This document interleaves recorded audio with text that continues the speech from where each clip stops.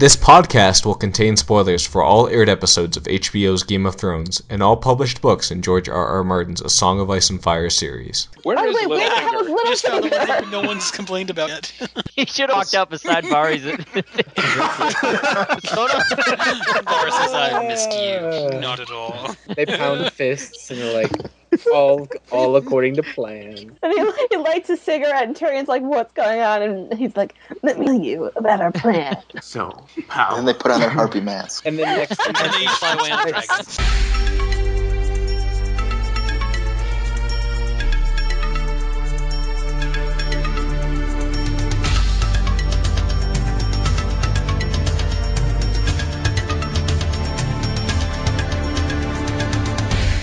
Welcome to the Vassals of Kingsgrave DragonCast edition. We're back this week to review the 10th and final episode of Game of Thrones Season 5, Mother's Mercy. My name is Zach, also known as Alias in the podcast of Ice and Fire forums, and joining me for this review we have... Hello, this is Greg, Claudius the Fool on the forums. This is Matt, Varley on the forums. This is Bing, Shushan on the forums. Hi, this is Steven, SJ Lee on the forums. This is Adam, Jon Snow on the forums. This is Mikhail, Ink as Rain on the forums. My name is Paul, and my forum name is Pud's Plight. Hello, this is Alex, known as Lucky Charms on the forums. And there you have it, our crew for the final episode of Game of Thrones Season 5. An interesting one for sure. Lots of things did happen, and I'm curious to hear what you guys have to say about it. Starting with you, Greg, what did you think? I gave it like a 3.5. It's probably my least favorite of the finale so far, but it wasn't, horrible by any means. I'm kind of like disassociated from the stuff that's so far off the book page, the Dorne, Stannis, and Meereen. I just don't really let that affect it too much. I just watch it for what it is. But the King's Landings, Braavos, Winterfell, and even the Wall I really enjoyed. And it was just great to see, Sir Robert Strong, and the way they did Cersei's walk I thought was beautifully filmed. So 3.5 overall. All right. What did you think, Matt? I think I'd give it a 4.25. Since we moved up the state, I haven't really been able to ruminate too much about it. But I did enjoy a lot of the scenes. Dorne was okay, which was kind of interesting. Just another finale, at least, we didn't end with a Dany scene. We ended with a good scene. Yeah, I could just see us ending on that Dany scene and it being just like all the other endings with Dany. Right. Yeah. All right, what did you think, Bing? I'm giving it a 3.5. Yeah, I mean, the stuff that I actually watched, I sort of enjoyed while in the process of watching. And then I sort of start thinking about the logic behind a lot of these things. And it kind of breaks down, my head starts hurting. So yeah. I'm not sure. So I'm not quite sure if it's good or not even now. But it's enjoyable to watch, I guess. Or not. I mean, some of it was painful to watch, but I think that was the intention. Right, of course. What did you think, Steven? I'd probably give it a 4 out of 5 off the bat and off the top of my head. I think the episode benefits from two main points. One, there's just a huge amount of the production budget for this season went into this episode. So there's a lot of spectacle. There's a lot of big scenes for sure. And I think one of the main weaknesses of season 5 overall has been it feels like plots were kind of plodding along, not making much progress or kind of in holding patterns, not particularly exciting. And virtually everyone we encounter this week closed out in a big way, which, finally adds something to the season rather than this kind of slow trudging that I felt like it suffered from. What did you think, Adam? Let's see. My initial reaction was poor, to say the least. But I don't know. I've had 24 hours to think about it, and a lot of the stuff that I just really did not like, that was just so ridiculous. It kind of is actually just amusing now. I don't know. I think I've come to that point. Yeah, I don't know. I'll give it a solid 3. I mean, I think it was probably the worst of the finales. I don't know. Yeah, 3 lemon cakes at least for Cersei. Cool. What did you think, Miko? I don't know. 2.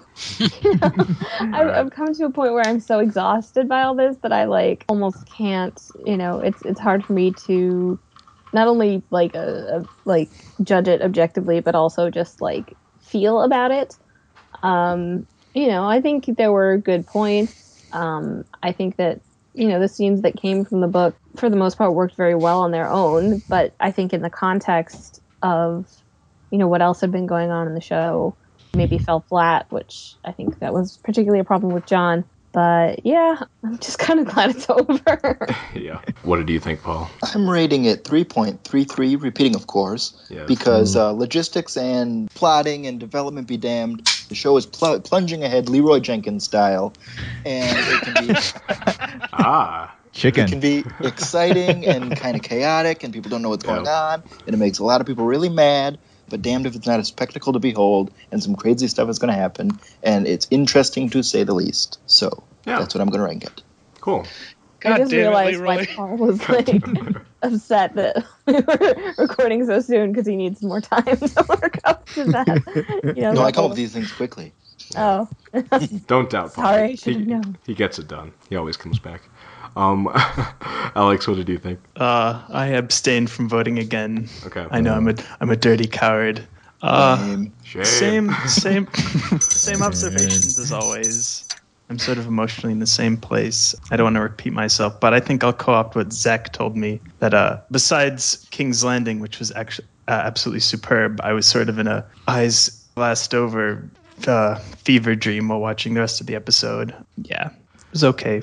All right. And yeah, you kind of preempted my thoughts on it. I mean, I enjoyed the episode, but it did definitely feel, like you were saying, kind of like a weird, like, what am I watching here? What's going on? And I think part of that is kind of what you were getting at, Greg, that it's diverging so much from the books that it feels so strange. I'm not really comprehending what's going on, and it feels so weird. Like things like what happened with Stannis and Varys showing up at Meereen. It's just like, I feel so confused, and that's not necessarily a bad thing, but it did kind of infect my enjoyment in a way, and maybe that's just me. We're used to knowing, and we've lost that. We're all unsullied now, and for better or worse, some of the changes I loved, some of them I don't. Most of them I don't, but it's just the stuff that could be spoilers is where it gets really murky. But yeah, I mean, I liked seeing Varys talk to Tyrion, but I was like, this is not supposed to happen. Don't like, but we'll watch. So, and I think another part of it is what you're saying, Stephen, about it being paced differently, and generally speaking, that's a good thing. But again, it kind of confused me because it was like, this is so off from the way that Game of Thrones normally works that it was just a bit jarring. And that kind of messed with me a bit. But I did, like you were saying again, Alex, I loved King's Landing. I thought it was brilliantly shot and just a really well put together moment. And Lena Headey did an amazing job with it. And that was really cool. So that part I did, just full stop, loved it. But everything else is kind of more murky, which we'll surely get into. And we'll go ahead and do that now, starting with Stannis' camp. And Winterfell will go ahead and do this start to finish, beginning with Stannis' camp waking to melting snow. Things take a quick turn for the worse, however, when Stannis is informed that half of his army deserted in the night, and then he learns that Selyse hung herself in the forest. Melisandre, looking disturbed, rides out of camp. So yes, things not going so well here for Stannis. Yeah, it's like the opposite comedic rule of three. How did Selyse, that was a really well-tied noose. It was a high tree. Yeah. I don't think it was clear that she hung herself. I thought maybe the deserters hanged her on their way out. Like she was the one that led him astray. I don't know if I've seen that written elsewhere, but I don't know. That wasn't my impression initially, but looking back, I could see that being that someone else hanged her. Could be. Do you think that's what we're meant to believe? No, I don't think. I think we're meant to believe that she did it herself, but later death in the it episode. seemed I can see logical. Maybe the guy who went to report her death helped her hang herself. The Lord of Light believes in doctor-assisted suicide. Very progressive. Very forward-thinking society. Just like them Braavos. and Braavos. Yeah. I think this is one of those problems of, to make a good-looking shot, you have to suspend the disbelief of, how did she get up to that branch and tie that noose, and was she sitting on the limb and then hop down?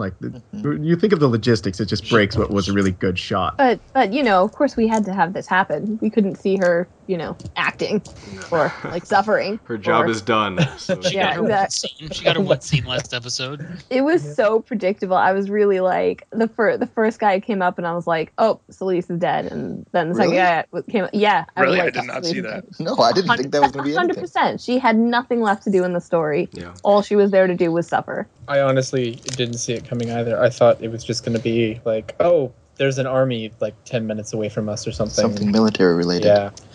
I just realized, how did Melisandre leave camp on a horse if they took all their horses? Yeah, she took her last horse.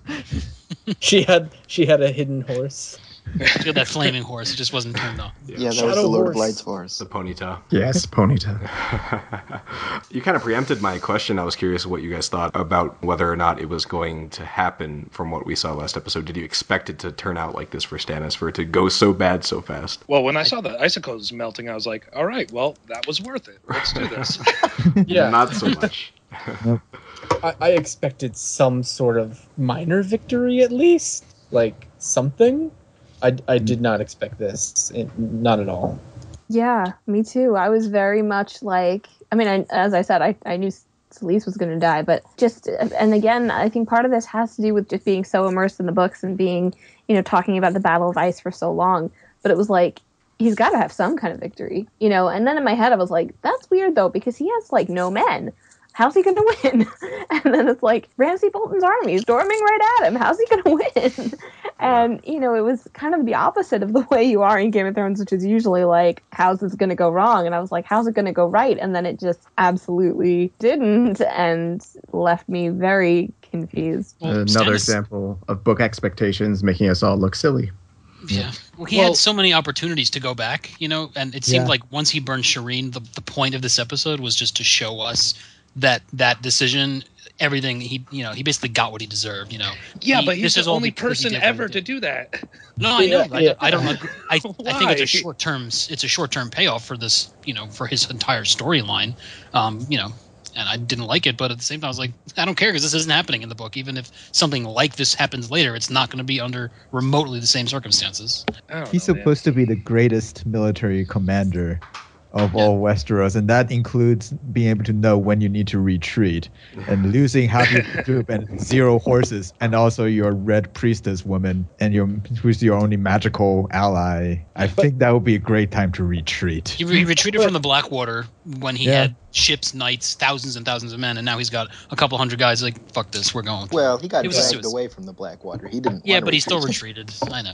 But even looking back into last episode, it just doesn't make sense that he did this in the first place. Then oh no, it doesn't. Like he brings his daughter out, and the guys are all like, "So we're out of here in 5 minutes, right?" Like before he lights her on fire, before anything happens, it's really obvious. How stupid is he? It just doesn't make any sense. And another thing, once he realized that Melisandre had left, it seems like he would be furious and feel like she betrayed him and want to go hunt her down for ruining his life. But he seemed like, oh well, she's gone. That really shocked me that she bolted. I was really surprised because I just, she had that whole seeing the banners falling and blah blah blah, and we haven't had any indication. And again, her character is kind of so thin that it's not out of character. But we've had no indication that she would consider abandoning Stannis, and in the books, I don't see her abandoning Stannis no matter what happened, even if he was threatening her. She can't because she's at the wall. I know, but I'm saying if this happened at the wall, I wouldn't see her leaving the wall or something. You get the feeling that she believes Stannis was going to win there, right? She bought that, and then when she gets to the wall, it feels like it's almost like she saw a vision that he was going to lose or something. It's night and day. Well, I think that, and I guess this is the way that, and I'm not sure how I feel about this is the way that they're kind of trying to set up maybe even some form of redemption for Melisandre's character, is that she has realized how bad of a mistake she has made, and now this moment of uncertainty has kind of cracked her, confidence that she is always going to get it right, and that is going to be a big change in her that has happened now. She drank her own Kool-Aid. She totally believed him. This was devastating to her, I think. And she just ran like a coward. Oh, I so wanted Davos just to stab her. I know, that makes me hate her even more. And maybe she's still, a terrible person. She's not going to have any kind of redemption, but I think that she definitely, is looking for some kind of change, and maybe it'll be manifested not in word but in deed, and I think that is what they're setting up potentially later with Jon, obviously. It was nice to see her a bit uncertain after she stepped in the fail puddle on her way there. Everything starts going wrong, and she all of a sudden doubts herself. Was anyone else a little bit sickened by this whole thing? It was so sudden and went so wrong so fast, so drastically. Yeah.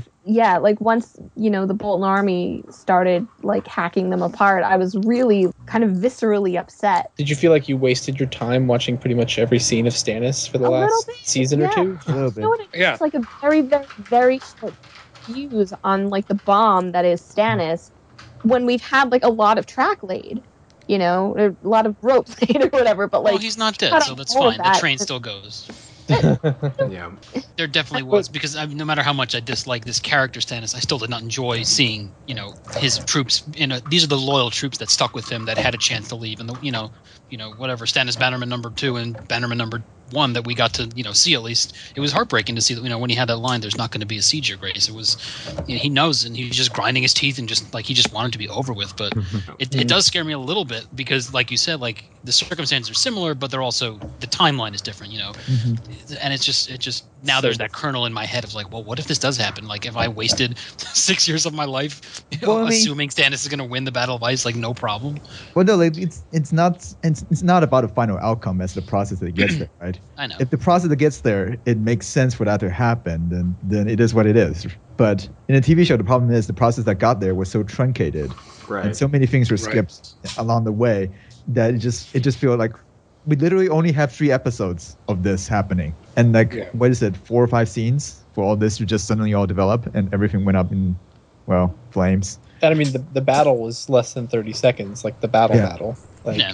Well, and it was kind of a weak way of getting out of it too. I think not necessarily the wrong choice, but to punish Stannis as opposed to maybe making like the moral dilemma of he did a terrible thing, but there was a gain, kind of been more complex.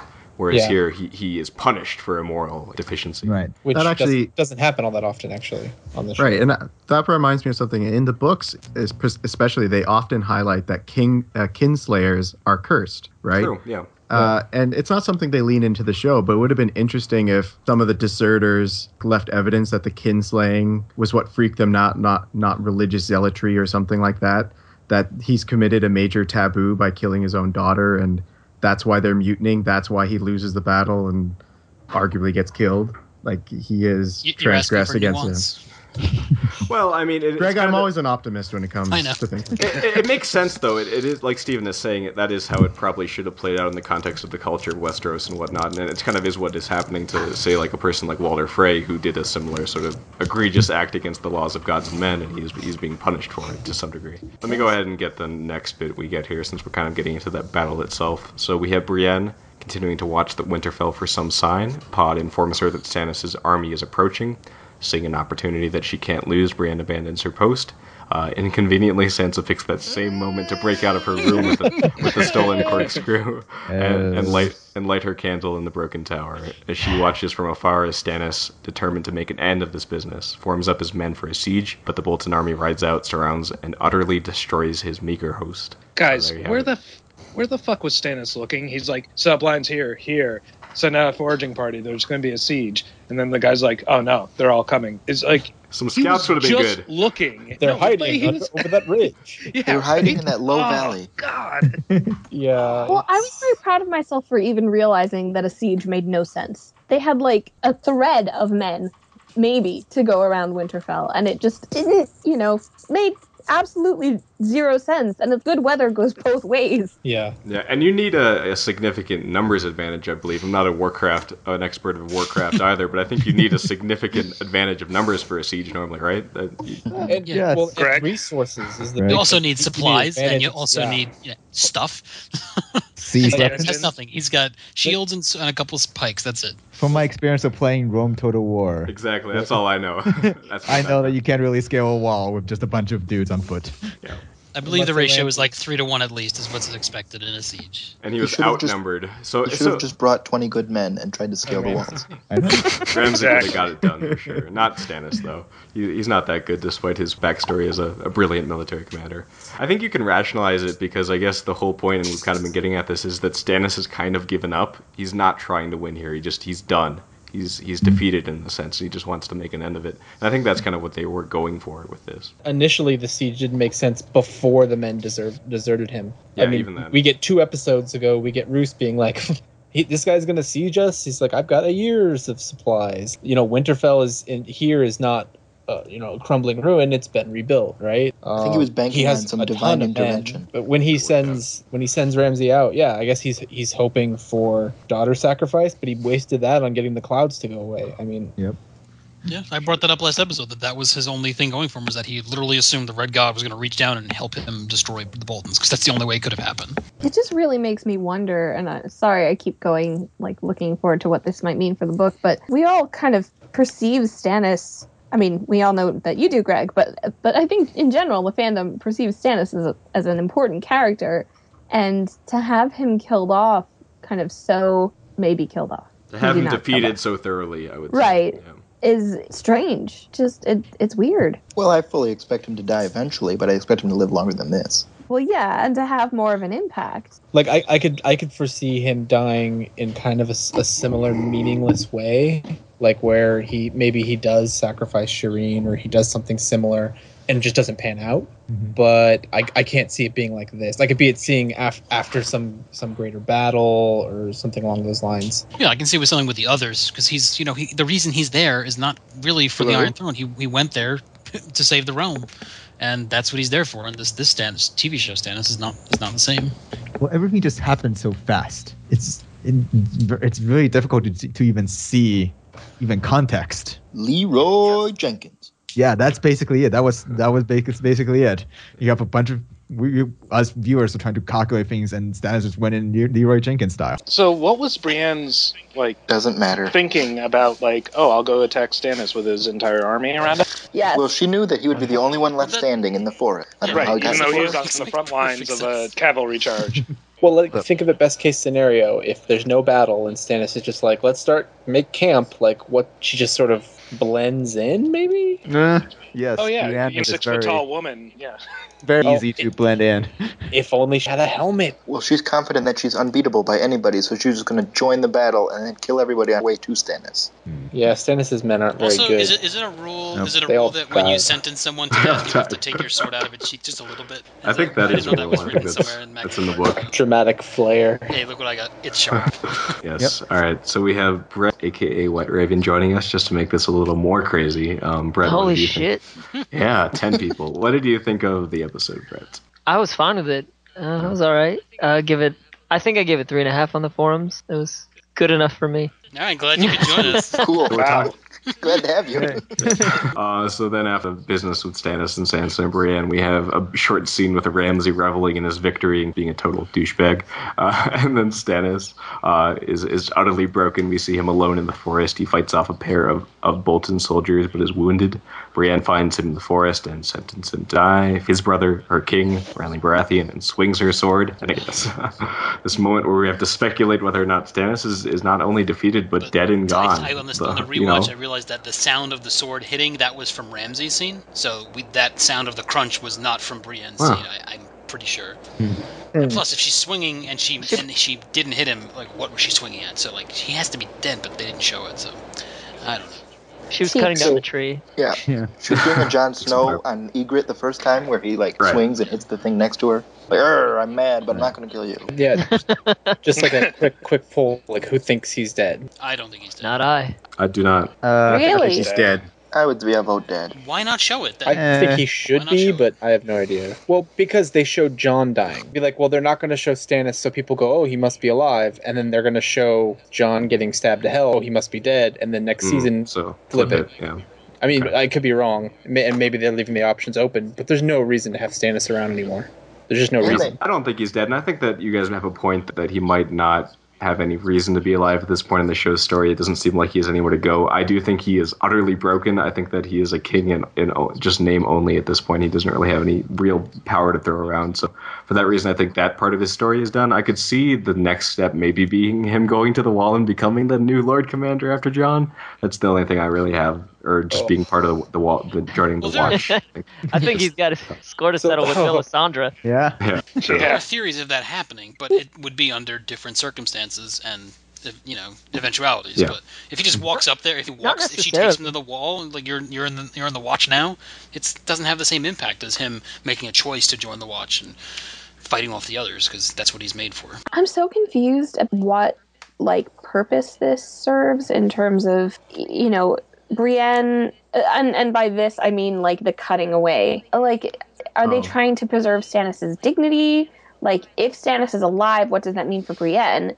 If he's dead, then I don't think it serves a a practical purpose for the plot, but I think Right. they like the whole surprise, gotcha, suspense. You don't know. That's their show right now. Well, that's dumb. it. I think he lost And it his wasn't the dignity only for time they his did that dog. in this episode. They also did it with Yeah, literally left Sansa them and in the Theon air. locally. Yes. Oh yeah, I know, And but I Marcella. can see, I mean, I hated that, but dramatically, that plays a little bit better to me than like literally this kind of deadly cut and that no resolution. Yeah. You know, to what like all of these episodes have been building up to, and like it seems really sloppy to me. It's like, what don't you want us to know? That like it's the type of thing where it's like withholding information. It's like the kind of mystery where like you can't solve it because the author is too dumb to hide the information well. I wonder if it's really just a simple explanation of they didn't want to use the special effects budget because decapitations are really hard to show realistically. I hope that's not the reason. I mean, we just saw a decapitation in the fighting pins last Yep. episode, and that was like a throwaway thing. They love to show that kind of stuff. It was at Yeah, a I think- distance, though. I think the only way you can rationalize Brienne it. decapitate him. I mean, like, you know, she could have done anything. Yeah. I think the only way you can rationalize it is that it is the show again, kind of what Adam was saying. It's just trying to be tricky, trying to leave you. You can like that or not like that. I'm not really a fan of it either, but that is what they're doing. They want to keep it up in the air for next season to have something to think about in all the off-season time. I also think it is kind of what you were also saying, Adam, that kind of mix up the ambiguity of deaths here. If he does end up dying and Jon ends up living, that is an interesting way to be clear or not on whether or not a character is dead, to leave it not obvious, because if a cutaway signifies not death every time, you kind of lose some suspense if they're going to keep using that device. Yeah, playing games. Maybe they have an open-ended negotiation, Stephen Delane, and they needed some leverage on that if he won't come back. Maybe that was it. Yeah. With that salary cap. I feel like George does the same thing. He does. Yeah. Yeah. We don't know how many people are alive right now in this even, so it's the same thing. They're just, I don't know. They're copying George's method, definitely. Exactly. Yeah. I He mean, does this it in the book is what all the happens with Brienne, right? Exact same thing with Brienne. It's interesting. I was half expecting Stannis to shout a word. Well, her face, I think her face really did kind of soften when he said, do your duty. Like, she was expecting him to beg for mercy or to cower, and he just didn't do it. And that's kind of what they were saying inside the episode. That was what they were kind of saying, is that they saw that Brienne observed that he was not as much of a monster as she perceived him as. She actually isn't aware of how much of a monster he is. She just is missing some information. I think, though, the reason why she would have abstained is, like, when he says, do your duty, and she swings, she's not doing her duty. It's vengeance. It's Do you know what I mean? Like, justice. Her She's duty like, oh, was... crap, I forgot about that. Then she runs Exactly. back to Winterfell. She just hears a thump in the Benny Hill background. music starts playing, she just runs away. She's actually going to catch Sansa. No, That's how Pod's Brienne waiting at dies. the bottom. Sansa crushes her when she falls 300 feet off the walls of Winterfell. Goes flying into the forest. Yeah, but some people are on that line thinking that this could be the giant party of Sansa, Theon, Pod, Brienne, and Stannis going up to the wall together, which would be interesting. As long as Stannis and Versus the Sansa are on Stances. opposite sides of that Yellow Brick Kings Road. As they all link arms and are skipping along. So is Theon the scarecrow? I think Stannis yeah. is the Tin Man, because he's got a That's- heart, right? Uh, He's got the flaming heart. Theon's a cowardly lion. Pod Theon's is the looking count. for a dick. Pod's looking for a dick. Looking for- I'm sorry, who's looking for a dick in The Wizard of Oz? Did I miss that part from that lovely Golden Age Hollywood movie? It was The Game of Thrones. the triple the X. uncut Nice edition choice is of really terms. weird. Jeez. So Sam's on the walls. So Sansa tries to find some way out on her own, but is caught by Miranda, who threatens Sansa viciously with her bow. Reek, finally finding some courage, throws Miranda off the wall to her death and jumps Really off the Oh, wall. man, that splat was Winter. great. Yeah, that splat was Splat. so good. We didn't get a It was splat though. a with squeak and a Theon. thud. So it didn't seem like they would have survived with their own little jump. Nine No. foot snowdrifts Yes. on the other side of the wall. I mean, We should have done a better job filming what the snow was like down there. With it just looking straight down, you couldn't tell what it was like. You couldn't like tell what it was like from like the base of the from the side of the fall. Like, I don't care how deep that snow is, they're really falling really far. Just made me very angry. It was like, she doesn't, like, she gets that thing like, oh, okay, well, I'll die, with some part of that, and it's like, oh, this is a moment of strength, and it's like, not really, though, because she's just standing there terrified in front of this psychopathic girl, and then the one who brought Miranda there in the first place is the one who is like, almost like spasms, and yeah, then they're both like, skipping off, and then like, well, let's just jump off the wall. It's like, are you ready? I'm ready. Let's jump. I cannot express to you guys how frustrated and upset I am by this. Frustrated on the other level, except for what I just said. At least when Theon takes Jane, like they know that the Stannis and his men are right outside the walls. They have the destination to go to. But here, like, what's their best case scenario? That they'll just run and escape Ramsay? Run? They're gonna both have broken fucking legs. What's their plan? They don't have a plan. Maybe she thinks there's some vague person out there trying to help her, but she doesn't know who it is. And they didn't come to rescue her when she put the candle up, so she's under no belief that they'll be there to help her. Did she expect like immediate saving? Okay, lit the candle. Where are you? For this show, yes. I feel like next season is going to start out with Ramsay walking over to where they're laying on the ground and be like, was that worth it? Really? And dragging them both back in. But I don't would make sense. You're beyond the point of plans after Miranda over the balcony. That was just, you have to react, and now, because Ramsay's going to find that, and so you just kind of got to deal with that and get out of there any way you can. It's not like, oh, we have a plan to get away from here. We just are panicking. But also, no one saw them. There was no one else there. Yeah. So she could have just gone back, and Theon could have just pretended he wasn't there. Theon can't face down Ramsay like that. Yeah. Yeah, I don't think so. But yeah, I think you have a point, Paul. It was an act of desperation, but it just doesn't make any sense that they wouldn't immediately get caught if they're just going to sneak away from in this open plain around Winterfell. But as for it making dramatic sense, I think that what they were going for with the whole like clasping hands, we'll do this together, is the whole idea of them both being people who have been torn down to such a degree, and they kind of have that bond, I guess. Leaping into the unknown. Suicidal bond. Because women are very forgiving, and this one thing that Theon does. You don't need to forgive him necessarily at this point. It's a forgiving action. That look, that clasping hands. Yeah, but it's self-serving too.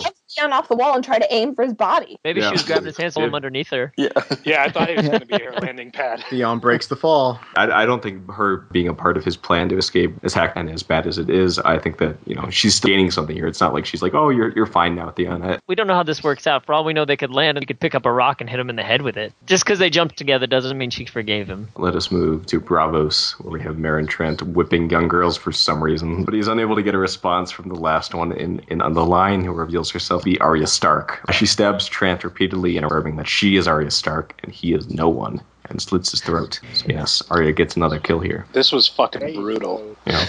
I guess the main thing I guess they're getting at here is that Arya definitely is at least this is how I was interpreting it, that she is messed up, and they were kind of trying to reaffirm that idea. We get that a bit in previous seasons, but we've kind of had her more subdued, more orderly, in kind of trying to go with the faceless man approach of this being sort of a dispassionate thing. Here we do definitely get back to Arya Stark. She is pretty murderous, and she, to some degree, I wouldn't say revels in it, but she definitely extends the process of killing him and kind of takes some amount of joy. Here? Yeah, and she took something out of the experience of killing him in the most brutal way possible. So she's just like him. She got off on hurting him. I guess. I don't know if I can give the show that much credit. To me, it was like we see him doing this nauseating thing with these girls, and then sure, it's a little creepy what Arya does. It didn't feel as much of a judgment on Arya. I mean, well, you could just slit his throat right away as the nice, easy, quick way. If she chose to, I stab, throat stab, kidney stab, and then sit him up, ask him if she knows who he is, say my name, all this kind of stuff. Exactly like a crazy person. I do think it was kind of trying to show that to some degree. I like the callback to the sickly girl. I thought that was a nice touch, because you kind of expect the hair to come back and it to be Arya's face. I just thought it was a little bit ridiculous how mush twirling evil they had to make Meereen Trant. He was a pedophile. Stopped at that. He doesn't have to also beat the girls. It was just, they laid it on really, really thick. And also this kind of ties into the next scene about where she learns about the faces, but they obviously have some weird magic to get the faces hooked onto themselves, but she seemed to just take the face and affix it pretty naturally. So like a rubber mask. How'd she pull it off? That was a weird thing. Unknown and unexplainable. So speaking of unknown and unexplainable things, our next scene with Arya is her sneaking back to the Hall of Faces to put that mask back. And she is caught by Jaqen and the waif. Jaqen approaches Arya and says that she will be punished for her mistake. Holding up a vial, he says that only death can pay for life, and drinks it, promptly collapsing on the floor. Arya is horrified, and even more so when Jaqen wakes up behind her wearing the waif's clothes. Arya begins tearing face after face off the original Jaqen, only to find her own. And suddenly she begins to lose sight, and the world goes dark for Arya Stark. Was this like the cave scene in Empire where like she's supposed to see herself as Darth Vader? I guess. I don't understand. Yeah, I went right to happened. the 500 Hats of Bartholomew Cubbins, my favorite Dr. Seuss book, where every time the kid takes his hat off, another hat pops up right underneath it, and every time she pulled the face off, it was the exact same thing. So yeah, I just wanted to see how that would go, how many faces she would pull off. I'm taking it as maybe she was hallucinating. They gave her something because how would her face be there? And also, how did she go blind if she didn't drink anything? They didn't give her anything.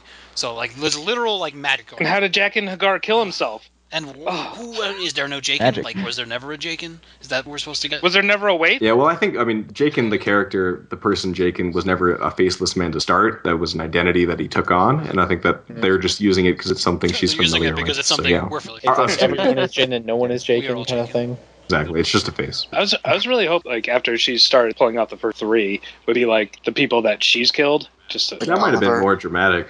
I guess it just wouldn't have made sense, and of course the show has to make a lot of sense all the time, so they couldn't do that. It's like Five Space and Gendry's. It's gotta make sense.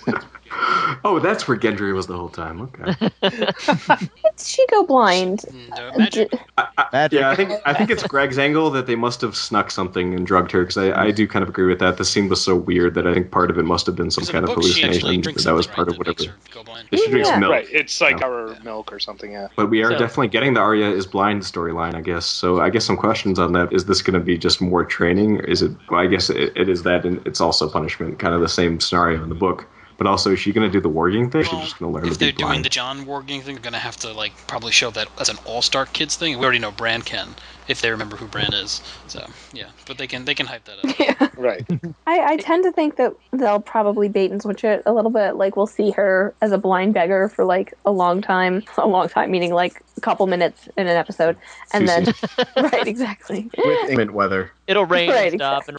Yeah, I was glad that there was some consequence. I kind of wish they'd explained it a little bit more. I mean, they did, I guess. It was fine. But, just because, again, Arya always just goes through this process of being like, I can take whatever I want. And it's like, you can't take the Faceless Men. All right. So next we do have the excellence that is Dorne. Jamie's crew, getting ready to head home after this fun vacation. Arya gives Myrcella a goodbye kiss as Tyrion says goodbye to Bronn in her own way. And then we get back on the ship. And then we get back on the ship. Jaime tells Myrcella how lucky she is to be betrothed to someone that she truly loves. He begins to awkwardly explain how complicated love is, but Myrcella stops him and explains she knows about him and Cersei. They share a tender moment, but Myrcella begins to react to what appears to be poison. And back on the dock, Arya watches the ship, takes an antidote. Or she killed poison. herself. I guess she's dead. Or she killed herself. Everybody saw this coming when she kissed her, right? Yeah. Yes. I actually did not. Is that how you just say goodbye in Dorne? Yeah, that was a really weird long kiss on the lips. No wonder why Dorne is so popular. Dorne is a very Kissing progressive lips, culture. biting ears. Yeah, it's very, very steamy. Fucking fight and fuck. All the bad pussies over there. Especially the ones with the Just bad. that was strange. Yeah. That was as far as I got with it. I was like, oh, I guess this is how they do things here. I wasn't expecting something, but it made sense. It's just so weird how Myrcella just took it out. I think if I were her, I would be like, whoa, what are you doing? Andres, dude. I was hoping she would kiss Trystane a little bit afterward. Yeah. Why didn't she kiss Jaime? Like, if you're going for someone. Well, Myrcella's more politically threatening than Jaime.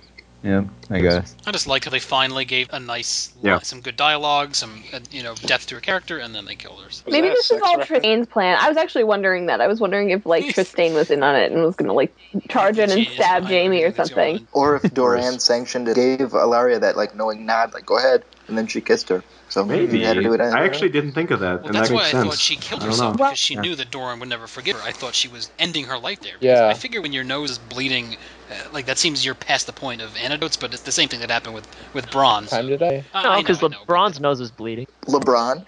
LeBron's nose was bleeding. His head was bleeding. Why are they turning around? It's like, oh, I guess we're too far from Dorne to go back. Like, Well, they might turn around next season. We didn't get. Does that mean they're going to kill Trystane? Trystane gets to King's Landing. Cersei's not going to let him live. No, she's not. I don't know how much Cersei is going to have to say about a lot of this stuff. See, well, that's depends on how fast they kill Kevin off, I suppose. Yeah, I do like your theory, Paul, about it being Dorian involved, because of course one of the logical breaks here, I guess it makes sense, but it's like you literally just swore your oath to follow him, and now you're still doing subterfuge. And if Doran has nothing to say about that, or there's no repercussion, that's just stupid. And maybe he is involved, because I don't think he's in with the Lannisters, and that might be a way to set up next step for Dorian. See, I don't point in keeping that secret. Like, I see why people would think that, but if they do that, then again, that's bad storytelling, because it's bad storytelling either way, because at this point Doran looks like an idiot. Also no insurance on Trystane at all, and that is his heir, and he's true. Maybe they gave Trystane the antidote so he can be the hero and save the day and be given her the. Yeah, I would buy that. That would make more sense. However much they paid for Bashir, they paid too much because he wasn't even in the fucking season. Yep, criminally underused. It's just like Mance Rayder. I feel like he did fine for what he had to do, but they didn't really give him much to do. I wish they'd left out Dorne. It was a placeholder. I really do. I wish it was a placeholder, but I heard something about saying like, oh, we weren't sure we'd have time to put in Dorne, or we weren't sure how we were gonna. And looking back, I'm like, then don't do it. Like, then we would have had more time with these other characters. Sure, we all would have been furious, but it's literally this steaming pile of excrement. I think I would have liked it better if they had cut Dorne and left Jaime's, or like his book plot, and had him take Bronn with him on that journey. To the Riverlands, yeah. I guess what must have happened is that they had the plot in mind for the Riverlands, but they just thought it didn't work or wasn't interesting for whatever reason, and they had the Dorne plot in mind, and they thought, we'll just push these together, it'll work. And then some point along the way, they're like, oh wait, this is not working at all, but they were committed at that point. I feel like that must have been how it worked out. I mean, we have to keep in mind that they know where they're going, and we don't know where the books and the show are going. well, okay, they have at least a target. I gotcha. The point is, let's go back to Stannis for a second. So say Stannis has an interesting arc where maybe he wins the Battle of Winter and whatnot, but ultimately he doesn't throne, then just like Aegon, it makes sense to cut him early to save money and camera time for other things that they need to get on the screen. So just like Dorne, maybe, we don't know the answer to that yet, because season 6 and 7 haven't been filmed and put on television. And maybe Dorne will play a part in the conclusion, so they have to at least raise the flag on it and say, okay, here are these elements. Prince Doran's going to play a critical role to the conclusion, so we have to at least have him show up. I think that's shaping a lot of the decisions in this conclusion, for sure, because a lot of things get discarded, like Myrcella. Like, maybe she doesn't die at the beginning of the next book or at the end of book 5, but maybe she will eventually, or she's just a plot complication that they rather resolve this way than have hanging around. Well, we're all pretty sure she's going to die, right? I mean, the whole Maggie the Frog prophecy. Yeah, right. Just not this quickly, which is fine. If they're going to speed it up, it's more the setup and everything else about Dorne that makes it unappealing. It's not interesting storytelling. Oh, I agree. Dorne is hot garbage this season. Not just from climate reasons. Like, it's just bad all over the place, and I complained about it every time I was recording with you guys. But if it's to serve a purpose that we don't know about, then maybe judge the work at its conclusion, even though it's poor now. I tried that with the Hobbit, and I was burned so bad. So let's go ahead and move to Meereen, where we have Tyrion, Jorah, and Daario hanging out on some steps, unsure of what to do next. Daario takes action and makes a plan to go out and find Dany with Jorah's help. Tyrion wants to go along, but Daario convinces him that he will be more useful ruling the city with the help of Missandei and Grey Worm. As Tyrion looks out at the city, Varys arrives to give some advice and support. Who put Daario in charge of everything? Nobody. I love the look that Jorah gives Daario after he taps him on the shoulder. He's like, I am so gonna grayscale you, bro. It's not even funny.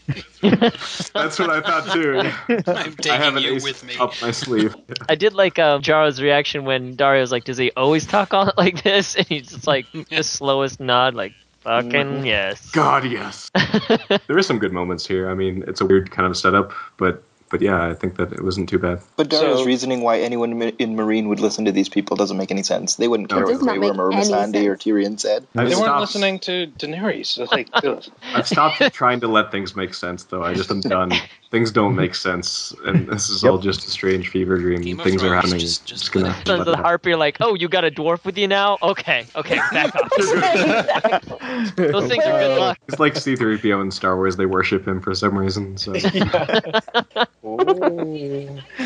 I liked this. This was one of those scenes I was like okay with it in a vacuum. These are all amazing actors, and I liked seeing Missandei and Grey Worm. Missandei's top's getting smaller and smaller as the seasons go by. Thank R'hllor. It's getting hotter.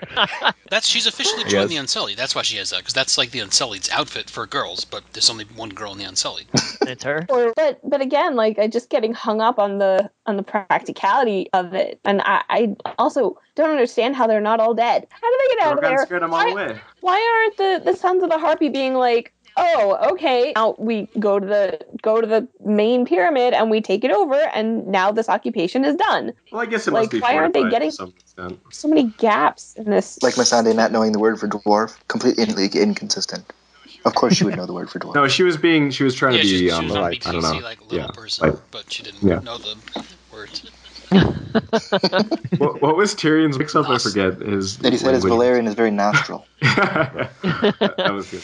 Did anyone else think this scene would have been improved with a jam box and then playing craps? Yeah, it would have been way Stoop. better. Yeah. Anything to say about Varys showing up here in Meereen? It was unexpected. Awesome. I kind of enjoyed it. Swam here.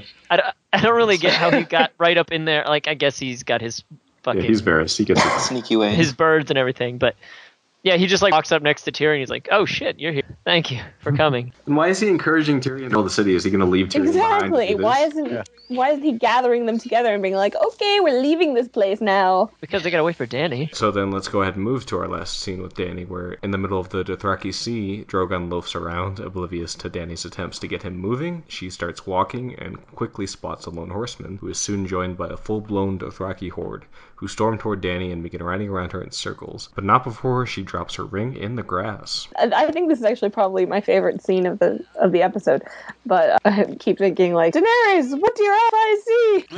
There's so much Lord of the Rings stuff. I definitely said Lords the of same the thing. Mark. Who's She looks really short when she's walking around out there. Like, I guess she's not tall, but something looks weird about her when she was walking around. Maybe she's wearing a dress in the middle of the field. Well, she didn't really have time to change. So. Nope. I get it. My It was, field it was good to dress. see that immaculate dress finally get dirty, because it just had to at some point, right? yeah? Perfectly white. You know, Michelle Clapton is leaving, who's Yes. designed the costumes for the past 5 seasons, and I really? wonder if that was like her last thing. Yeah, it was like, I'm gonna destroy this dress. You only let me Dress. design one thing per person for 5 scenes. Definitely a different dynamic meeting the Dothraki just standing off instead of having a dragon with you. Yeah. Different power dynamic. Do you think Drogon was just being like difficult and stubborn, or he was actually really injured and couldn't go anywhere? No, he's being like my girlfriend Frenchie, who like you want him to thing. He's just like laying there on the floor, going, "No, I don't want to do that. Fuck you. I'm taking a How nap often again." is your buddy stabbed with multiple spears? Because he was literally licking his wounds. Drogon did look like a very big cat, with like licking his wounds and wagging his tail and laying there. This was very fair to me as a cat owner. I have to say. Agreed. You fall under the Where giant you try to beast. climb on and they fuck you off. You try to play with him, and he just says, "Fuck you." Well, that's accurate. Yeah. Yep. To them, and you're like, hey, you want to play? And it's like, oh no. Who are Not you? meow. Just get me food. Did she ring so somebody could find her? Like, what was the point of Yes, that? yeah, I think so. Yeah, That's it. Aragorn and Legolas. Are It was Seems having- highly improbable. So that's the Leaf of Lorien fall. Okay. My first Oh. reaction was that maybe she didn't want them to know who she was, but like, No, I'm not Mother of Drag. Don't worry about that. They definitely upped the Dothraki Horde CGI budget since we have Yeah. Dothraki Horde. Yeah, that was just a like big a couple one. people in a line. Yeah. It was a So- good shot. And I kind of bought it was, and I don't mean this in a way that like I don't like seeing Dany powerful, but I think she gets very one note when she is in charge, and I think seeing her at a loss, seeing her frustrated with Drogon, like just giving Emilia a different side of Dany to act, and like seeing that look of like, oh, I could actually be completely fucked right now when the Khalasar was right around her was good. And this goes back to the book, I guess, but like, are they going to try to take her back to the Dosh Khaleen or kill her, or they're going to come in, they're going to take over the army and then go back to Meereen or go east. Hasn't George said in the book that it's going to be a big long thing with the Dothraki? But the show is not the show might not be do a long that. thing, so. No. He did say something, I think, that was like, I don't know if it was around like this idea that Dany and Tyrion meet on the show, but he said something like, they meet eventually in the Winds of Winter. Whatever. Different conversation, but How would she get to follow her? I don't know why they ever would. they're going to have a riding contest and she's going to kick their asses. Yeah, she's a horse dragon? versus dragon. And they just eat their horse. It's like, well, you lost. So let's go ahead and move to, I guess, the highlight of the episode for a lot of people, King's Landing, where we get Septa Unella coming to Cersei's cell once again, and this time Cersei decides that she will confess. She goes to the High Sparrow and admits that she shared intimate sexual relations with her cousin Lancel Lannister, but no one else. The High Sparrow tells her that she will still have a trial to sort the truths from the falsehoods, but will be allowed to return to the Red Keep, so long as she atones for her sins. Stripped and shaved, Cersei is forced to walk naked from the Sept of Baelor to the Keep as the people of King's Landing look on.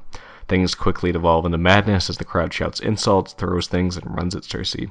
Cersei holds together for a while, but is eventually overcome and collapses to the ground in tears, but gets up and makes it to the safety of the castle. She is met by Kevan Lannister, Pycelle, and Qyburn, who introduces her to the newest member of the King's Guard. They introduced us to without saying his name. I told you guys Kevin would be back for that sweet, sweet ass. He knew it was happening. Pycelle was very was there. They all came out. I agree. I actually thought Pycelle was more curious that Qyburn was so friendly with her, because he didn't do his eye thing until after Qyburn embraced her and was all hugging up on her. I see what you all mean. Because she was naked. Yeah, I think it was lecherous. All right, so thoughts actually on the first bit with the confessing with the High Sparrow. Anything on that? Pretty much plays out how it is in the books, right? Where like they really can't prove that she slept with anyone else. Aside in the books, it's the Kettle Blacks, but she's basically atoning in her head for everything, but she's atoning on the page for the one of the 6 things that she's done. True. It was interesting with that because I think that it's weird that the only charge I guess that they're considering right now is the fornication, whereas I think the other stuff is still on the table, right? Yeah. And it's kind of a given if well, I guess not. She wouldn't have to confess to the things with Robert and everything, but it's going to come up. Well, the killing sure. Robert can't because of Lancel. Having Joffrey and Tommen and Marcella not be Robert's kids. Yeah, that's the Is most other important thing. Is it important to the Sparrows though? Because I mean, who just legitimized their power, right? Murder's Well, no, but I mean, they got their decree from if they take Tommen and they say, oh, everything he's done is not legitimate, then do they want to take power? Like, what would be the end game there? Well, I mean, that's the point of religious radicals, though. They don't have end games. The end game is to serve the 7 gods. Yeah, but he's been selective about that. Yeah, I guess. Yeah, he's probably like, there's probably another Baratheon somewhere, and Brienne's like, sorry. Drop the ball. All right, thoughts on the walk itself. Of course, a terrible thing. And you know what's interesting about it is that it definitely, and I think this is fairly consistent with the book, does make you start to sympathize with Cersei a bit, and I think it definitely did for me. And of course, she is like the evilest of evil and of characters in this area, and I think that they definitely made her sympathetic here, which was again very well acted by Lena Headey. The gradual breaking down of her was really well performed. Mm-hmm. I liked how it went from her facial expression to almost a first-person view of what she was going through. Yeah, that was good. Mm-hmm. Yeah. I will say I didn't think they needed to show all of her as often as they did. Like, they had a few scenes where it was just... Well, it was a body double, so it wasn't... It was all of Cersei, for all intents and purposes. Did it feel long to anyone else? Like, I don't know how long it was, but that was felt intentional, though, I thought. It's supposed to be uncomfortable, right? It felt uncomfortably long, but didn't feel too long at the same time. I don't know how to explain it. It needed to be long to have this sort of effect. The one journey in Westeros that takes exactly as long as it should take. I like the one guy who, everyone is screaming these awful words, brotherfucker, whore, and this one guy gets up and goes, tart! So I was like, I figured people around him were like, really? Tart? You're going with tart? Here's some lettuce. Throw some lettuce, Bob. I also how like the walk brought out all the flashes of King's Landing.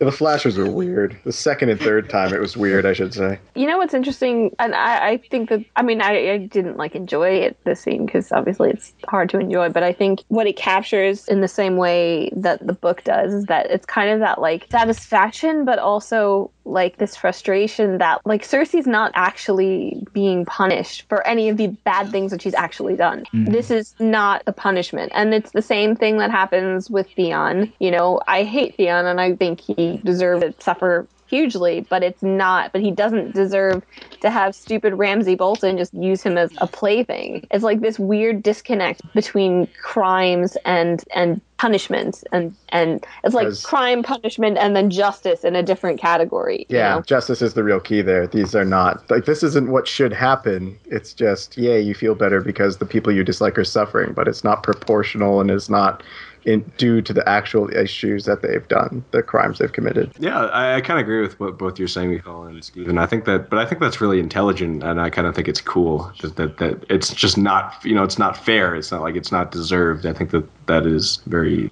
I wouldn't say realistic, but it's good writing, I think. Oh yeah, I think so too. It kind of frustrates me that Lena Headey is like absolutely getting at least an Emmy nomination and probably an Emmy for this, and 5 seasons of being Cersei, which has not been that different from what she's doing right in this scene. It's just kind of the culmination of it. But like now that she's like naked and degraded, now she's gonna get her Emmy. Well, I think every character in the show has to do something particularly stand out to merit a nomination. Like Tyrion is up for one this year, and it's mostly because of everything that happened with him in with the trial. And I think that his acting merits a nomination every year, but it has to be something particularly dramatic for it to get one. Emmys are not subtle. They prefer right.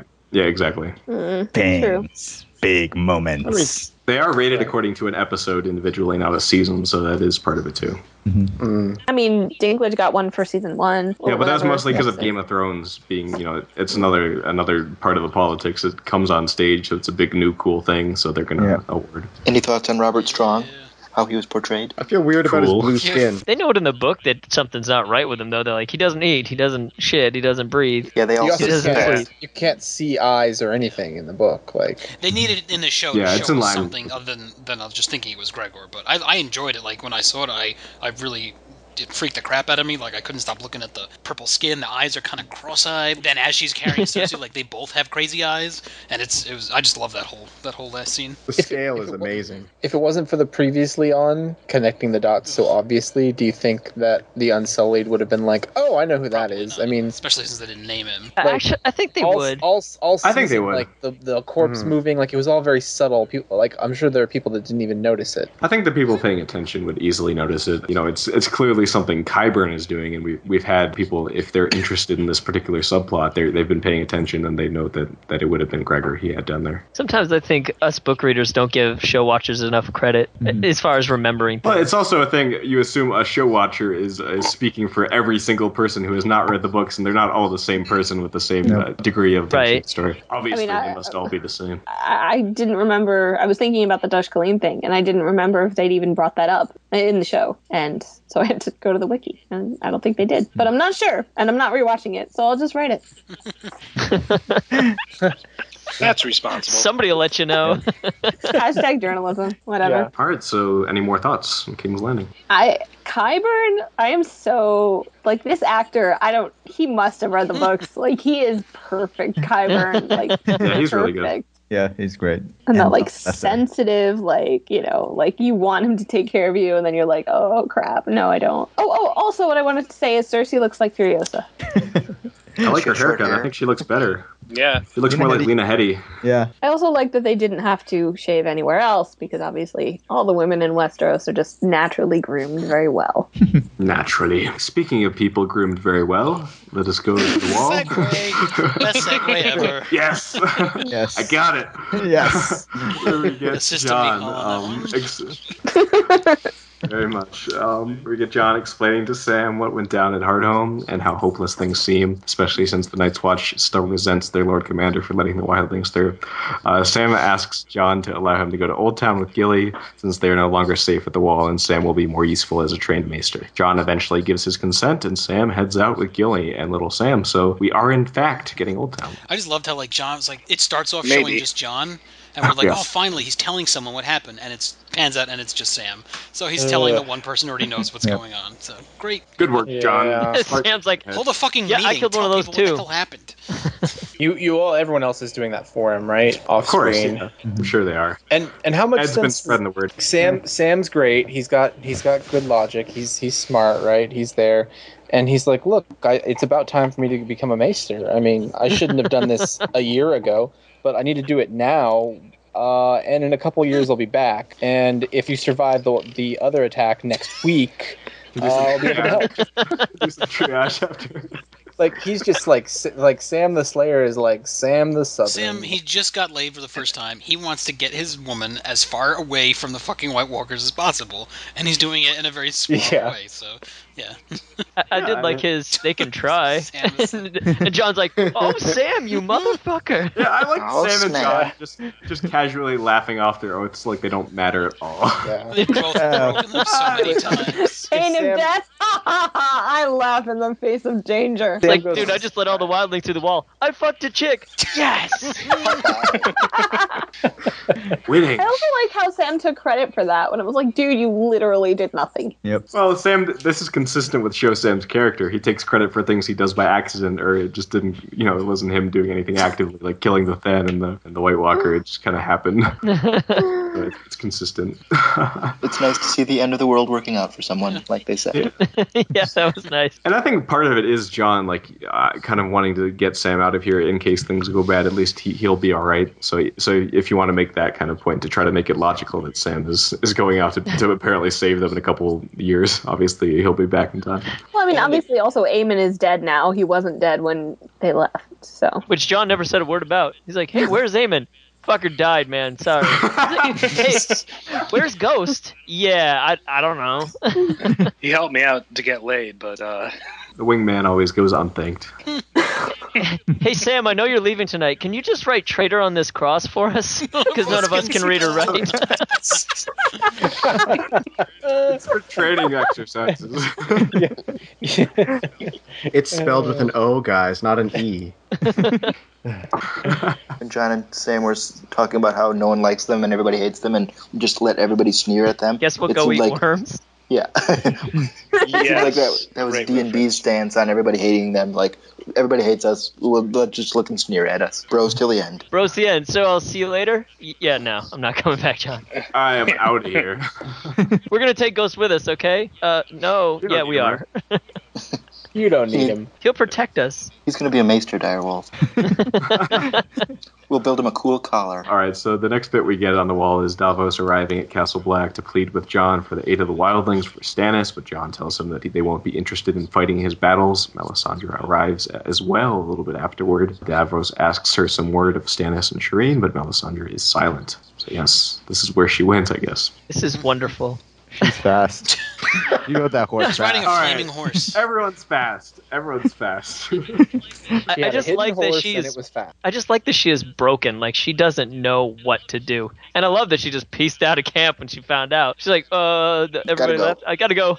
So I'll be at the wall if you need me. And then she gets there and Davos is like, what happened? She's like, I hear somebody calling my name. I gotta go. We're I going to go never wash my understood hair. when her faith, when she broke, because that morning she saw the icicles melting. She was like, "Oh, this is great, we're good." And then, but by the time Selyse was found, she left. Like, did she burn a fire and look at a fire really quick, as a checkup, and been like, "Oh shit, I was wrong"? Like, when did? Because she only gets that through she's the like, fires, right? "Oh, that's what that means." Maybe she just Oh, I got an emergency text Oh, it's message from autocorrect. GTFO, not working. See, now I still think all those that emojis. she thinks that It was she's still sarcasm. going to see it. Like, I think that she's like, oh, it's not happening with this, clearly, because I'm intelligent enough to realize that Stannis has no chance of winning this battle. But the me on the walls of Winterfell and the banners lowering, I think she still thinks that's going to happen. Not if Davos stabs her first. Yeah, maybe she hasn't lost faith, and it could just be, I kind of am interpreting a little bit of nuance here, and it kind of making her more interesting in that she is uncertain in her faith, and that could change her. But maybe it is just her getting the fuck out of Dodge, because Stannis would be pissed at her with all this going on. We're just not given enough information, frankly. Yeah. Back to, I don't think the fact that she got there that close to Davos is that weird, because they burned Shireen, the next day, and Davos would have been slow going in the storm and everything, so it's not that big a surprise that she would have been right behind him. Well, I got the sense that he was arguing with Jon for 5 hours about this. That must have been what it was. John was just tired of hearing it. Yeah, this was the end of it. That's why he was so He pissed had in the the whole next elevator scene. ride down of Davos just saying, please, please, please. It's like, no. No, I said no. That was really frustrating to me because it was like seeing whatever happened to seeing Shireen die, seeing what happened to Stannis happen, whatever that was, and then seeing Davos being like, Stannis, Stannis, Stannis. I was like, no, Stannis is over. Like, you do not serve this guy anymore, even if he's still alive. Like, this doesn't happen. And then that kind of confrontation was taken away from us. So do you guys think when he asked Melisandre what was going on with the princess, that he was like, oh shit, he did it? Do you think he actually made that leap? I don't think. I think so. No. It seems like He would have killed her if on he the knew, he spot. would have killed her. I think Yeah. he took it as they all got killed. Yeah. killed in battle, like they were overrun. So our last scene of season 5 is Jon reading messages in his solar, looking profoundly forlorn. Ollie arrives to tell him that one of the wildlings knows his uncle Benjen and that he's alive. Jon runs out and is met by Alistair Thorne, who leads him to a pack of gathered black brothers. Jon pushes through the group, only to see a wood post marked traitor. He turns to his men, who begin stabbing him in turn. For the watch, they say, with each successive blow. Jon looks to Ollie, who puts the last blade in his chest. Jon collapses, his blood staining the snow. So Jon is dead. Greg wins! Yay! Money, money, money, money, please. Money, please. Oh boy. What do you think hurt Jon more, the stabbing or the fact that they didn't really know where his Uncle Benjen was? Equally depressed. He just Yeah, why the deception? Well, you know how we all were worried that they would do it, that it would just be Ollie, and they didn't do that, which I'm glad about. But the way they did do it was that he decides not to march south with the wildlings, and then they decide to kill him. That made no sense whatsoever. Like Especially after Hardhome. He should have been like, hey, guess what's coming? Yep. It's fucked up. Poor Yep. communication skills. Yep. There's They're no just communication checking off skills. boxes. Exactly. Yeah, I guess Alistair letting all the wildlings through the wall and then killing him, that is kind of where I have to disconnect. It's not like anything happened between then and now that Exactly. would have changed that. Nope. And it's also, like, I think, Matt, you posted this on Facebook, that there was, like, a New York Times article that, like, thought that Jon dying was just, like, totally dumb. And it's, like, funny to think about that, because as angry and frustrated as it makes me that it happened in the book, George leads up to that really brilliantly, and which I found out after listening to all the Vassals there's so many podcasts on hints. it. And it's very graphic. You can see it in hindsight. And but even then, like, you get the frustration, which was why I was so convinced it was just going to be Ollie, because they really hadn't built up to, like, forget building up. They hadn't, like, laid any groundwork of building resentment, or, you know, it was like, okay, they don't like the wildlings, but they're adults and are going to deal with it. And then there's this elaborate assassination plot. You know, it's more elaborate than it is in the book. I will say they fooled the fuck out of me. Because, like, when they were, like, doing Benjen, I was like, are you kidding me? They're going to spoil a Benjen thing in the show? Yeah. Which was good. It was cool to see. I like that as well. We got faked out with Jon, and kind of increased the frustration on our part, even as book readers. Like, oh man, you know, Benjen, Andy dies. It really sucks. Yeah. Well, I mean, if his last words had been, you know, like, but where's Benjen or something, like, then it would have been like, oh, Jon, you're so dumb. like, You know nothing, Jon You know Snow. nothing, yeah, Paul. when you saw the previously on, did you guys think that, like, oh, we're getting some kind of Benjen spoiler? Yeah, I thought so. Yeah. A little bit. They tricked me. They got me. Until this scene, until I was like, oh, that's what they're using it for. No, yeah. As soon as Ollie came in and was like, "Benjen's here," I was like, "Oh no, this is all a trick." But yeah, before that, I thought it would happen. But getting back to what you were saying, Mikhail, this was the thing I was kind of harping on for a while, is that I was so worried that they would mishandle this because, like you were referencing with the New York Times article, people are going to see this as a very cheap death, unearned kind of death. Even show watchers, they're going to feel like, oh, it's shock value, stupid. Not you know, they're just keeping the reputation of killing big characters, and they kind of did it here. And I think we all think, for the most part, that Jon is going to end up coming back, but still, it's kind of annoying. But I'm kind of at this point inured to it because of everything with Stannis. I'm like, oh man, they just don't care about setting With things up Stannis? logically. It just doesn't matter. I was surprised at how I was sort of unmoved by it because I was expecting it, but I still think that the Ollie thing was played out very well. I think that there looked like there was a lot of pain going on there, and it looked like Jon was trying to communicate with Ollie, as opposed to, this is not a knock on the book, it's just an observation of difference, that like in the book is just like, what the hell is happening? Like Jon has no time to communicate or whatever, and obviously he definitely felt the fourth knife in this particular scenario. So I thought that was very well done. I think it's the same thing for me with the Stannis scene, is that the scene in isolation was well shot, and it worked, but it's just the motivation and the setup that falls short. Yeah. Also, was anyone pissed that Alice or Thorne wasn't on this? I thought they were leading the other way that he wasn't. Definitely. So disappointed in my man Alistair Thorne. I was surprised I wasn't angry. But hey, they got us again. Yeah, well. By having no character consistency. We were just reading the wrong tone of his comments about like you're all going to get us all killed. He was actually really angry about that kind of stuff. It just we were just reading into it what we thought we wanted to hear. I believed in him. If you're gonna stab him, don't open the gate. It doesn't make any sense. Like, all right, we let all the wildlings through. Now let's kill him. It makes a little sense in the way that like how many people were there. I mean, I don't know how many people were left in the watch, like 20, 50, but like there's only like 10 people there. So maybe, he that was all of them. In that little stabbing, that was every single one of them. Either they haven't come up with the idea yet, or they don't have the manpower to be like, well, let's just kill Jon in front of everyone. Everyone compares his assassination to Caesar, and people also don't always think that everybody who killed Caesar ended up dying pretty soon after that. Like, none of them were particularly successful, and Caesar's followers ended up winning. So if it sticks with that, then they're all going to, it was a very small percentage of the Watch that was involved in this. At least that's what we're led to believe. So hopefully it'll stick along those lines, and Jon's adopted son will help take out the traitors. Yeah, but if you're gonna plan a coup, then like having a coup, like the huge wall in between you and the people you're trying to kill, is better than the other way around. Yeah. Did anybody think it was kind of weird that Ali was all like about the Watch, since he like only just got there recently? It seemed like he would have been like for my family or for my parents or something. He had that one conversation with Sam, and that's all he needed. It seems like he would be mad at the Night's Watch for letting the wildlings kill his village. It was like, the Watch is now representing for him like the justice that his parents didn't get, and Jon is the opposite of that. So he's preserving that. I just want to know when they all decided to say that. All right, guys, what are we gonna say when we kill him? It's gotta be cool. It's got a trend on Twitter. It's gonna go viral. We need a good marketing line here. It's really gotta be short and sweet. It's gotta really ring in people's ears. You know nothing, Jon Snow. You know nothing, Jon Snow. Sorry, too long. Too many words. Already taken. Pass Get it now. Don Draper in here. Can we get Jon in on this? Yeah.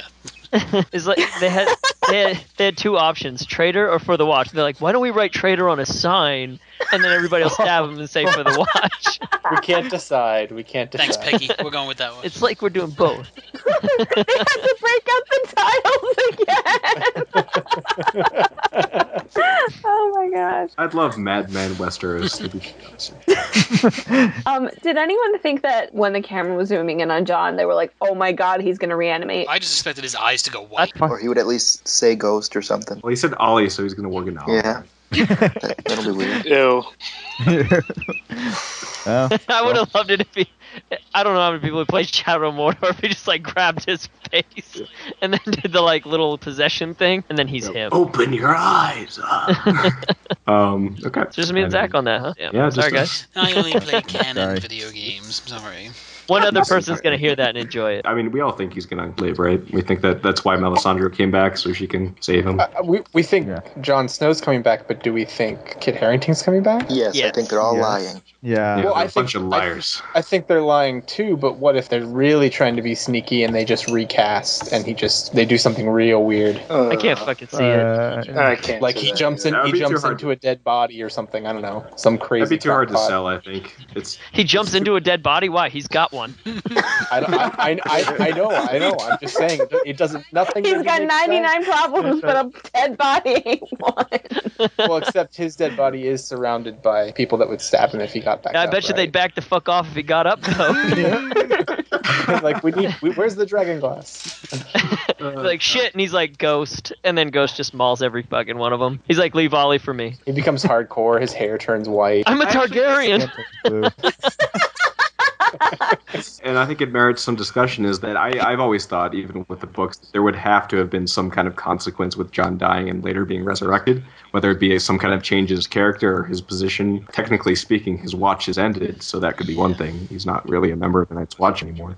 unless he rejoins immediately. And also, I could see Jon's character being kind of radically changed by it, kind of like Lady Stoneheart, right? So something could go with that, with Jon maybe even being a little less of a good guy. Well, when do you guys think that's going to happen, though? Because I can't see Jon being a major part of next season. And if he's not a major part of next season, then we kind of still have no POV character at the wall, which is not obviously as important as the books, but in a way it's almost more important because we have to have a protagonist. Davos is there, but he has no inherent investment. And I just feel like whatever Melisandre says, Davos is going to be like, do the opposite, you know? Like, if the others are all there and she's like, you have to do this, I know it's from Lord, Davos is going to be like, literally do the opposite. But how can we have any notion of what's going to go on next season? I can't see him just being dead for a long time. Yeah. See, I can. That's something. The whole Just off like- season will be enough time for him to be dead. Yeah, I think in the book it could go longer, but I think given the pace of the show, I think it'll happen pretty quick, whatever is happening. I can agree with that. I could easily see the scenario where they don't show him alive again until like the 6th episode or 7th episode, like have a big dramatic reveal, or George, hide him until very late into the next book. No. But Zach makes a good point. Like, the show has to keep moving, and they can't just hide him. Like, it would probably be a reveal in the 2nd episode. I disagree. Okay. I really am. I'm putting theoretical money on this. So shut up, Matt. I don't think it's going to be till later in the season, and I think that they can get away with that because of leaving Bran out completely this season. So yeah, but they would still have to address what they're doing with Jon. Right. They're just going to hide him in the ice. Jon is at a complete different level than Bran. Like, people actually don't care about Bran. And no, people that's true. really care about Jon Snow. Action at the wall will have to kick off because everybody's going to be freaking out. Bran is literally doing nothing right now. Well, like, he's learning to fly. I was hoping that they do like a Bran cameo thing with Theon, like Right. not a Bran, like don't put Bran in it, With but like the tree heart talking? tree. Yeah. Yeah. I was and hoping have they him, do like that hear too. his name. Yeah, me too. Well, that's the same thing in the book, right? They do that in the book. But Yeah, they do. He's standing in there, and it's like he hears his name, and then the lady was like, "Who you talking to?" You're insane. Yes, I am, actually. I'm technically insane. No, I'm Reek. I'm not insane, I'm weak. Any other thoughts on Jon? On the season, I guess. Any final thoughts? This season was like the Yankees. When they're good, they're great. When they're bad, oh god. Any thoughts that aren't about baseball?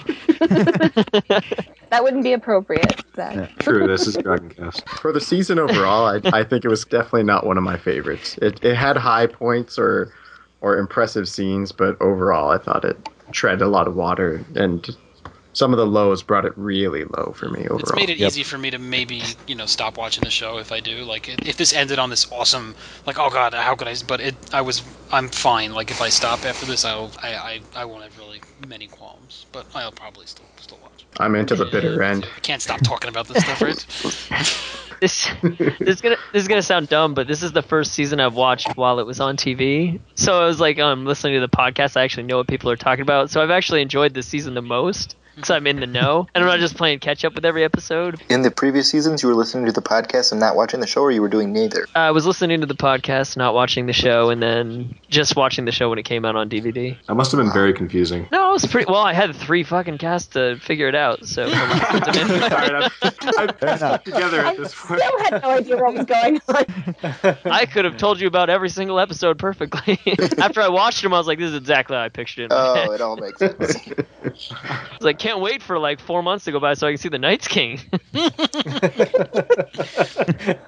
People were mad. I can't wait to see why. Well, I mean, I was already spoiled to it, so it didn't matter to me. I was like, "Oh yeah, he touched that baby and it turned to an ice baby. Neato." Am I crazy, or the first 5 episodes of this season better than the rest of Yes, no, they're definitely much better. Except for Hardball. Yeah. Right. It's unfortunate these episodes that are bad are just so memorably bad, because this season had a lot of good things going on. I mean, if you think back, I mean, we were giving it a lot of 3.5 and 4s, and I don't think that's necessarily a bad show. Is it? I don't think so. It's not. But the thing to keep in mind is that I've always had this opinion that Game of Thrones obviously is much better than most of the shows on TV. But I think that because of that, we're kind of judging it on a different scale, and we're kind of judging it on the litmus of the other episodes. And I didn't think the season was bad necessarily, and there were things to be really upset about. But those 3s and 4s, and I think we do kind of skew high in general. Those 3s and 4s, or those 2s and 2.5s and 3s, indicate to me that it was a pretty lukewarm season. It didn't feel very exciting for the most part. There are standout moments, but they were few and far between. I think that's it, right? Because if you're excited about something, you give it a higher mark. Exactly, yeah. Wouldn't you also think, looking back, like a lot of those episodes we gave marks going, well, there's this one thing that we don't kind of like, but we're waiting to see where it's going, so we're not going to knock it off. And now we've seen where they went with some of it, and like retroactively I would go, oh, well, that was waste time, that I might give it some lower marks. Like, not that I'm not still enjoying it, but certain things just did not pay off. It seems like we've been doing that every season. We'll wait and see how it goes, and then by the time the season's over, you never go back and adjust your rating, so it just stays always hopeful and always looking forward, which now we don't have anything to look forward to. But now we are truly lost. We are in the void, and we are scary. unsullied. Yeah. How many people think we're actually going to get a book before the next season comes out? Not gonna Anybody? I think we'll have I think it, but I don't believe it. Yeah, I'm optimistic, but I don't know why. Well, they're starting shooting now, so it doesn't matter, right? I guess I just trust a lot less what they say about David and Dan when they say like we know what the book is going. George can change what he wants to do whenever he wants to. Fair enough. That's a fair point. The show, and that'll be an interesting test if we do get Winds of Winter before next season. We'll get to see how different it is. I can just see David and Dan be like, "You said you were going to kill Shireen. Now we look like the assholes." He's like, George. Just like Shireen gets put on a barge and goes to the Manderleys and gets to play with Wyla and whatever, and literally lives out the rest of the series in total bliss. All right, guys. Thank you so much for being there with us for this season of Game of Thrones with DragonCast for one more season. I don't know if we'll be back next year. I guess we'll find out. But in the meantime, thank you so much. Thank you guys for joining me for this ride. And thank you, Zach, for hosting 9 of the 10 episodes. Yeah, I did my part by hosting winner. one. So. 8 of 10. You did 9. Yeah. I only did 1. No, I did one, and it came out. Oh, that's right. I wasn't on. Or I don't remember. That's right. Anyway, yes, thank you for sharing the load. All hail Zach, the master of editing. Yeah, thanks, Zach. Master of so much free time. All right. Thank you so much, guys. And we're done. Bye-bye. Bye. Bye. Bye, guys.